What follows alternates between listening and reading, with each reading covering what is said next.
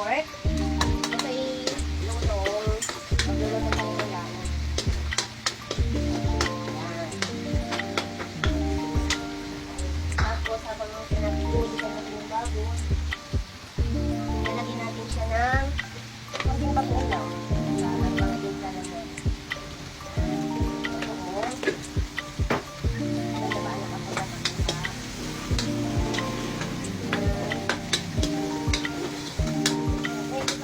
bagoong sa kanya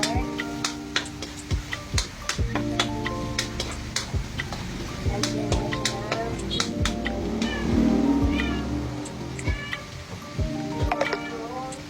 ng gata para balik mo sa sabaw niya yan.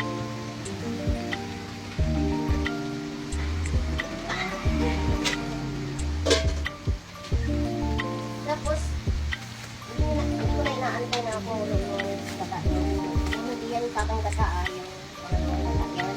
Ang ginamit kong laing ito fresh.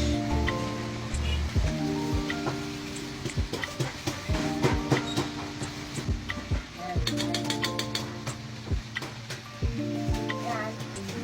Tayo natin siyang kumulo. Halo-haloin. Para nait. Yan, nahaluin mo yan. Tapos hanggang sa mawala yung pinaka sabaw niya. Saka mo lang siya lalagyan ng kapanggata. Ilagyan ko na rin siya ng sili. Yan. Tapos, sukayin natin mawala yung sabaw. Diba? Wala na siyang sabaw. Wala na siyang sabaw. Kaya ngayon, ilalagay na natin yung kapanggata.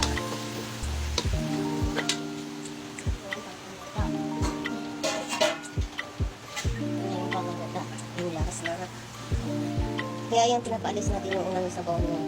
Dahil, pag nilagyan natin kapanggata, creamy lang. Ang labas na yan. Yan yung lain ko. Ito na ang lain. May iba-iba kasi din naman na proseso ng luto ng lain. Lalo, pag dry, pinato yung lain, mas maraming gata-gata. Ayan siya. Luto na yan. Paanihin na lang natin, papakuluan ng konti. Tapos, ikain na. Finish na siya. I-display na natin doon para mabenta na. Finished product natin. Lain.